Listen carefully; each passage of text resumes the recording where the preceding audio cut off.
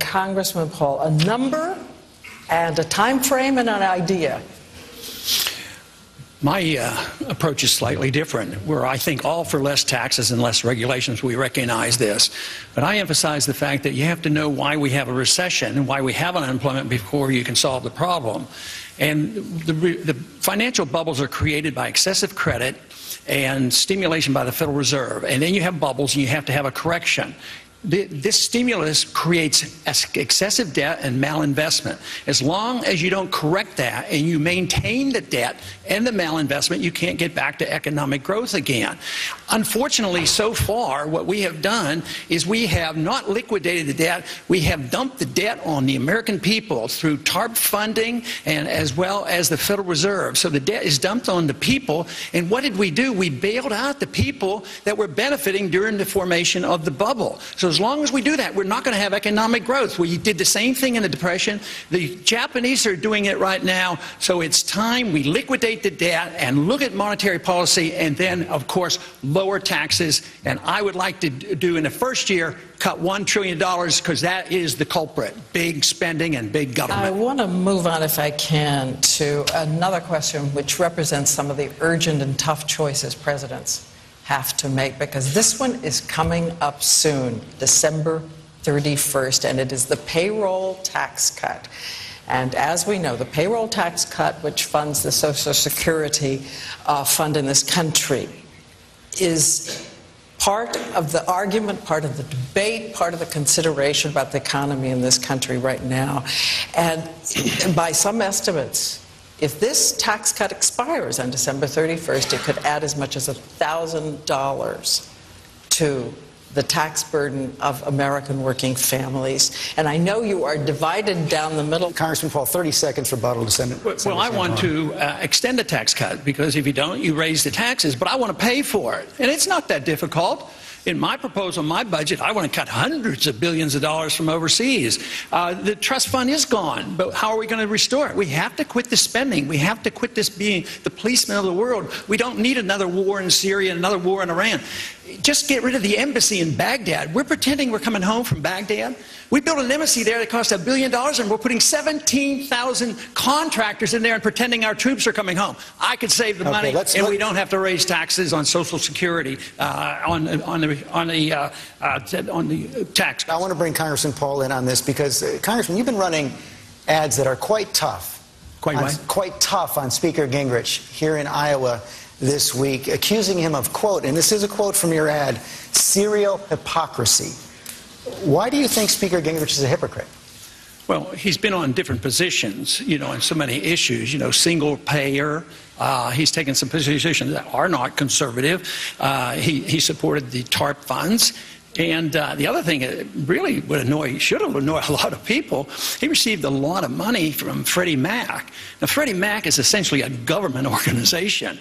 While he was earning a lot of money from Freddie Mac, I was fighting over a decade to try to explain to people where the housing bubble was coming from. So Freddie Mac gets bailed out by the taxpayers. So in a way, Newt, I think you probably got some of our taxpayers' money. They got money out, and they're still getting bailed out. But you were a spokesman for them, and you received money for them. So I think this is something that the people ought to know about. But there's been many positions, and you have admitted many of the positions where you have changed positions. But if you were looking for a consistent position, I think there's be a little bit of trouble anybody competing with me on consistency over a long period of time.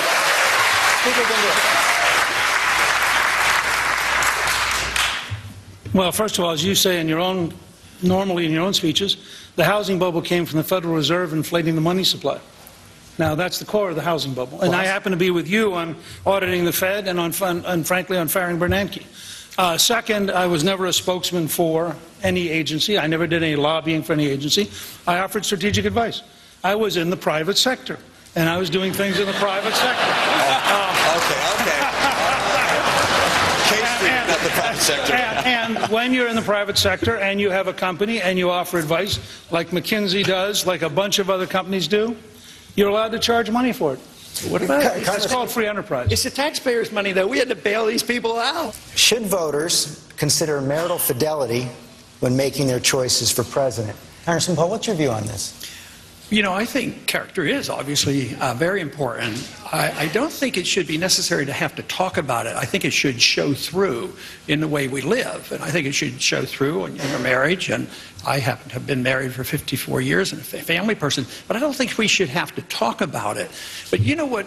Probably is every bit as important. If your marriage vows are important, what about our oath of office? That's what really gets to me. That's where you're really on the line as a public figure. And that's where I think a lot of people come up real short, because there's many times that I've been forced to Congress because I take my oath very seriously. I end up sometimes, believe it or not, voting all by myself, thinking that why aren't they people paying attention? Why don't they read Article 1, Section 8? You know, if we took that oath of office seriously in Washington, we'd get rid of 80% of the government. The budget would be balanced. We'd have sound money, and we would have prosperity, and we wouldn't be the policemen of the world. We wouldn't have a Federal Reserve System, and we wouldn't be invading the privacy of every single individual in this country with bills like the Patriot Act. We'd have a free society and a prosperous society.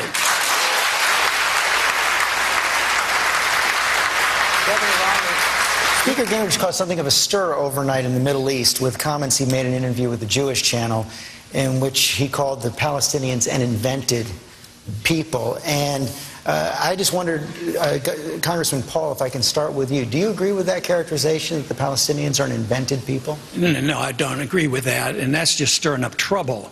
And I believe in a non-interventionist foreign policy. I don't think we should get in the middle of these squabbles, but to go out of our way to say that so-and-so is not a real people. Technically and historically, yes, you know, under the Ottoman Empire, the Palestinians didn't have a state, but neither did Israel have a state then, too. But this is how we get involved in so many messes, and I think it just fails on the side of practicing a little bit of diplomacy, getting ourselves into trouble, mentioning things that are unnecessary. The people in those regions should be dealing with these problems. We shouldn't be dealing with these things, but historically, you know, under the Ottoman Empire, that is technically correct. But to make these decisions and deciding what the settlement is going to be should be the people that are involved. This idea that we can be the policemen of the world and settle all these disputes, I mean, soon we'll have to quit because we're flat out broke, but we cannot continue to get into these issues like this and getting ourselves into more trouble. We have a question on Yahoo about the last time those of you had a personal financial strain that forced you to cut back on a necessity, as so many people in the middle class say they do. What were the consequences you faced, and will you weigh in on that? Congressman Paul, what does this question evoke? How much does it matter to have had personal experience? Well, I feel very fortunate because although I was raised in a system, in a family that was rather poor, but I didn't even know it. You know, it was during the Depression and World War II, and we didn't have very much, and I worked my way through college, and that was a natural instinct because that's what you were supposed to do.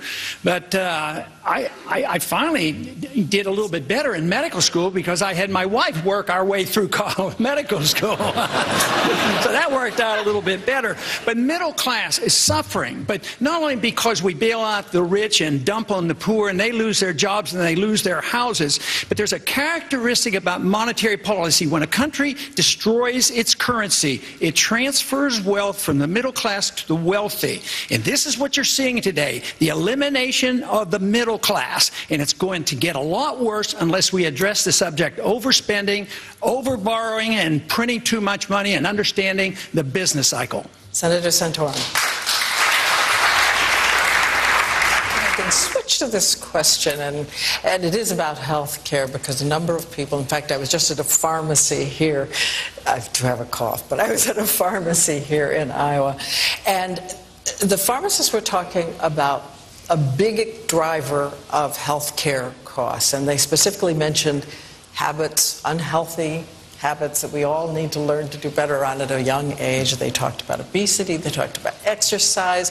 If I can ask you, Congressman Paul, anything government should do on these fronts? On medical? Or on these fronts specifically of healthy behavior at very young ages where it's... No, essentially not, but they have to be a referee. If people are doing things that hurt other people, yes.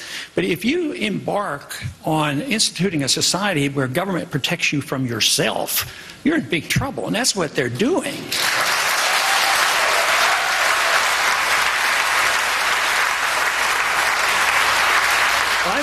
I think what we've had here is a demonstration of why should we have a candidate that's going to have to explain themselves. 70% of the people want further explanations on what your positions are. So I think that is endless. But you talk about the Obamacare using force. But that's all government is force. I mean, do you have a choice about paying Medicare taxes? So there's not a whole lot of difference. You're forced to buy insurance. That's one step further. But you have to stop with force. Once government uses force to mold behavior or mold the economy, they've overstepped the bounds and they violated the whole concept of our revolution and our Constitution.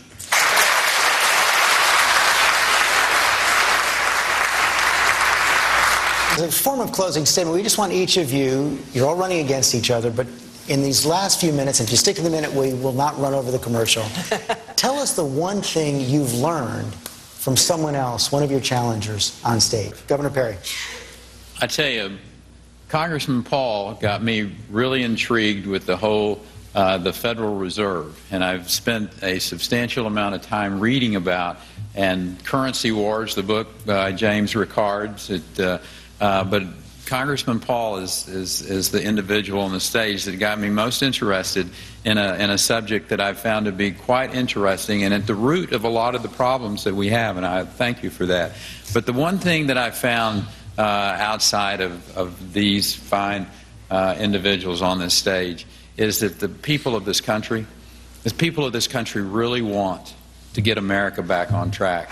I always find the principle of leadership to be most interesting. And as I look at the people on the stage, each exhibits different qualities of leadership, and they've each exercised leadership in different ways. One of the things about Ron Paul that always amazes me is when I come to a debate like this, the only signs I see are the Ron Paul people out there in freezing